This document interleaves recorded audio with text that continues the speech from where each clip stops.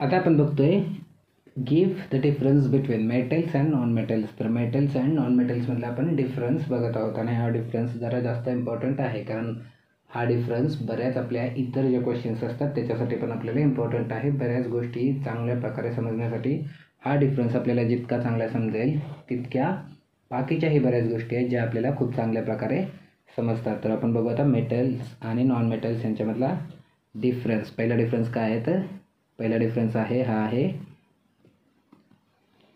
Metals are solid in state, non metals are solid and gases. तर metals हे solid स्टेटमध्ये आहेत. याला एक्सेप्शन कोण आहे, मर्क्युरी आहे आणि गॅलियम आहे. पण गॅलियम हा काही कंडिशनमध्ये सॉलिड असतो, काही कंडिशनमध्ये हा लिक्विड असतो. त्यामुळे एक्सेप्शन कोण आहे, पण त्यामुळे आपल्याला गॅलियम पण एक्सेप्शन आहे असं म्हणावं लागतं. सो एक्सेप्शन कोण आहे, मर्क्युरी. हा रूम टेम्परेचरला लिक्विडच असतो. गॅलियम हा काही कंडिशन्समध्ये सॉलिड असतो, काही कंडिशनमध्ये लिक्विड असतो. So metals are in solid state, exception mercury and gallium. Non metals are solid and gases. पण एक नॉन मेटल आहे जो रूम टेम्परेचरला काय असतो, लिक्विड असतो, आणि तो कोणता आहे तर ब्रोमीन. सो फर्स्ट डिफरन्स काय आहे तर मेटल्स सॉलिड असतात, नॉन मेटल्स सॉलिड असतात किंवा गॅस असतात, विथ एक्सेप्शन. सॉलिडला एक्सेप्शन आहे मर्क्युरीचं, नॉन मेटल्स सॉलिड नाही जायचं, मेटलला एक्सेप्शन आहे मर्क्युरीचं, नॉन मेटलला एक्सेप्शन आहे ब्रोमीनचं, मेटलला गॅलियम पण एक एक्सेप्शन आहे. सेकंड डिफरन्स काय आहे तर metals are hard shiny.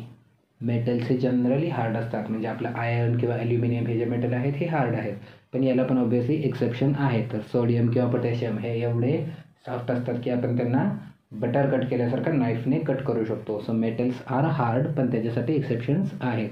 Non metals हे जनरली सॉफ्ट असतात, पण एक्सेप्शन्स काय आहे, एक्सेप्शन्स आहेत डायमंड. डायमंड हा ॲक्च्युली नॉन मेटल नाही, डायमंड इज एक फॉर्म ऑफ कार्बन. सो कार्बनचा एक फॉर्म आहे डायमंड, आणि डायमंड हा नॅचरली अकरिंग सबस्टन्सेसमध्ये सगळ्यात स्ट्रॉंग आहे.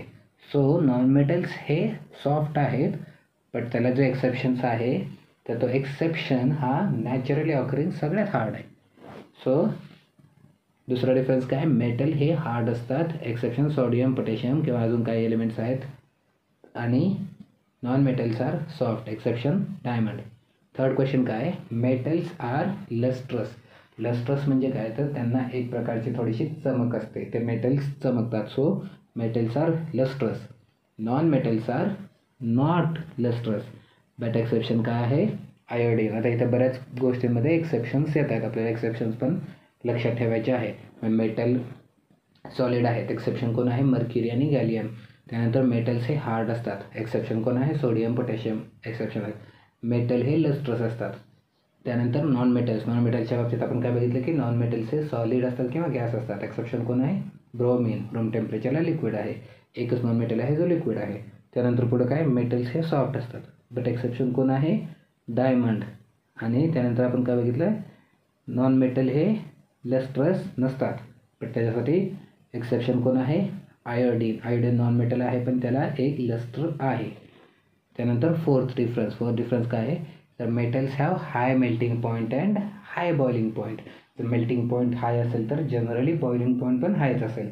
आणि मेटल्स हे जनरली हार्ड आणि सॉलिड असतात, त्यामुळं त्यांचा मेल्टिंग पॉईंट आणि बॉइलिंग पॉईंट हे पण जरा हायर असतात. बट अगेन एक्सेप्शन मर्क्युरी आणि गॅलियम हे नॅचरली हे जरा थोडेसे लिक्विड स्टेटमध्येच आहे, त्यामुळे यांचा मेल्टिंग पॉईंट काय हाय असायची गरज नाही, कारण सॉलिडला हिट केल्यानंतर आधी लिक्विडमध्ये कन्वर्ट होईल, लिक्विडमधून ते गॅसमध्ये कन्वर्ट होतील. सो त्यांना लिक्विड करण्यासाठी जास्त हीट द्यावी लागेल. बट मर्क्युरी गॅलियम हे नॅचरली जरा थोडेसे लिक्विडच आहे, त्यामुळे त्यांचा मेल्टिंग पॉईंट हा लोवरच आहे. So metals have high melting and boiling point, but exception mercury आणि गॅलियम हे नॅचरली लिक्विड स्टेटमध्ये आहेत, त्यामुळे त्यांचे पॉईंट्स लोअर आहेत. Non metals have low melting point. तर रिझन काय आहे तर मोस्टली आता नॉन मेटल जे गॅस आहे त्यांचा मेल्टिंग पॉईंट किंवा boiling point already lower than room टेम्परेचरच आहे, बट जे सॉलिड आहेत त्यांचा पण मेल्टिंग पॉईंट हा कमीच असतो. नेक्स्ट आहे मेटल्स हॅव डक्टिलिटी. डक्टिलिटी म्हणजे काय असते तर मेटल्सला आपण मेटल्समधून वायर्स बनवू शकतो, तार बनवू शकतो. सो आपल्या ज्या कंडक्टिंग वायर्स आहेत ज्या मोस्टली कॉपरच्या असतात, कार्बनच्या नाही, कार्बन नॉन मेटल आहे, कार्बनची वायर बनणं शक्य नाही आहे.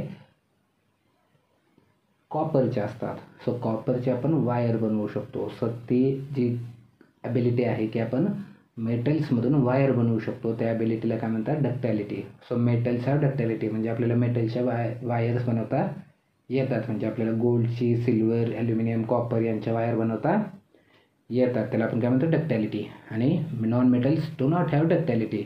ऑब्व्हियसली आता चुकून कार्बन बोललो तर कार्बनने आपल्याला कार्बनची वायर बनवता येणार नाही आहे. कार्बन नॉन मेटल आहे. नॉन मेटल्सच्या वायर्स बनवता येत नाहीत. त्यानंतर पुढचं काय आहे, मेटलचा मॅलेबिलिटी.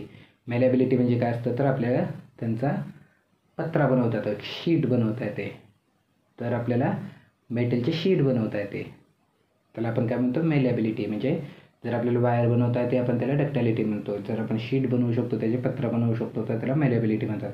तर मेटलला मॅलेबिलिटी आहे, नॉन मेटलला मॅलेबिलिटी नसते. त्यानंतर पुढं काय आहे, तर पुढं आहे metals produce sound when struck, it is called as sonority. तर जर आपण समजा मेटलवरती मेटल आपटलं तर त्याचा आपल्याला आवाज येतो, एक छान आवाज येतो त्याला. तर त्याला आपण काय म्हणतो, सोनॉरिटी. म्हणजे ती एक मेटलची ॲबिलिटी आहे की जर समजा मेटलवरती मेटल स्ट्राईक केला तर आपल्याला एक आवाज मिळतो.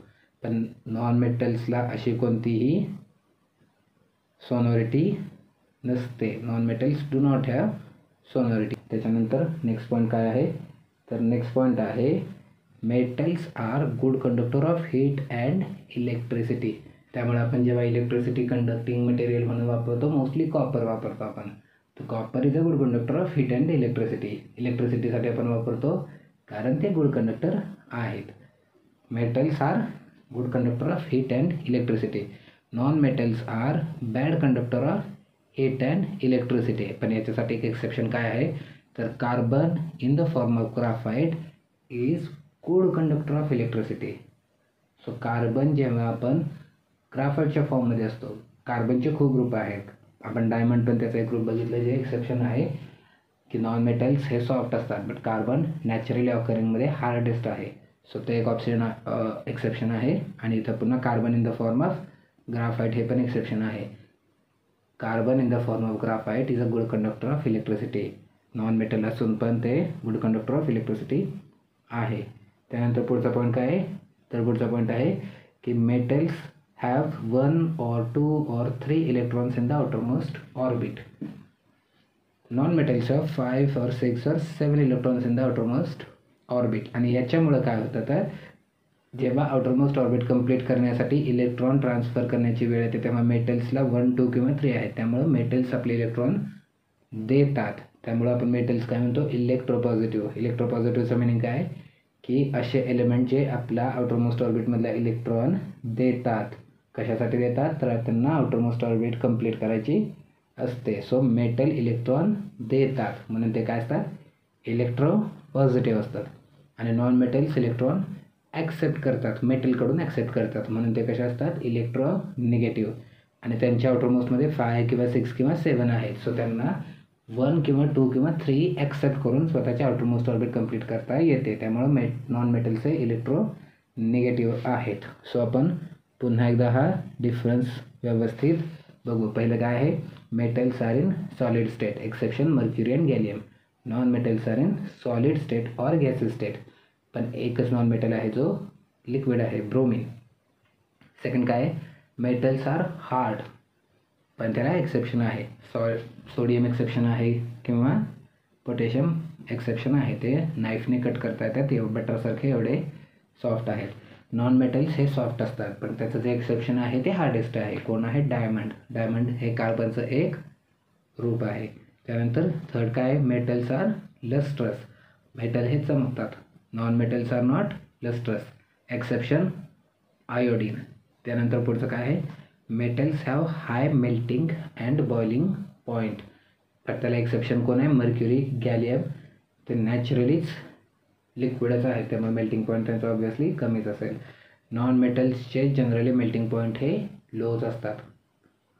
त्यानंतर फिफ्थ काय, मेटल्स हॅव डक्टॅलिटी. डक्टॅलिटी मिनिंग त्यांच्यापासून वायर बनवता येते, जी कंडक्टिंग आपण इलेक्ट्रिसिटीच्यासाठी वायर बनवतो ती बनवता येते. ती कोणापासून येते, मेटल्सपासूनच येते. नॉन मेटल्सपासून वायर बनवता येत नाही. So non metal do not have ductility. त्यानंतर मॅलिएबिलिटी. मॅलिएबिलिटी काय असते, तर आपण त्यांच्याकडून पत्रा बनवू शकतो त्यांचा वापर करून. सो आपण मेटलचा पत्रा शीट बनवू शकतो. तर मेटलला मॅलेबिलिटी आहे, डक्टिलिटी पण आहे. नॉन मेटलला डक्टिलिटी नाही, मॅलेबिलिटी पण नाही. त्याच्यानंतर पुढं काय, तर मेटलवरती मेटल जर आपण स्ट्रक केला तर काय होतं, आपल्याला एक आवाज मिळतो, त्याला काय म्हणतो आपण, सोनॉरिटी. तर मेटलला सोनॉरिटी असते, नॉन मेटलला नसते. त्यानंतर पुढचं काय आहे, metals are good conductor of heat and electricity, non metals are bad conductor of heat and electricity.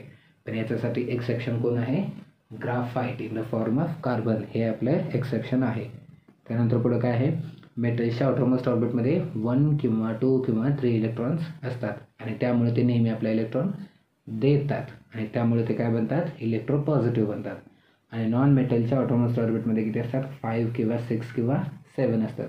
त्यामुळे ते इलेक्ट्रॉन्स घेतात आणि इलेक्ट्रॉन्स घेणारे काय असतात, इलेक्ट्रॉन निगेटिव्ह असतात. सो हे झाले आपले मेटल्स आणि नॉन मेटल्स यांच्यामधले डिफरन्सेस.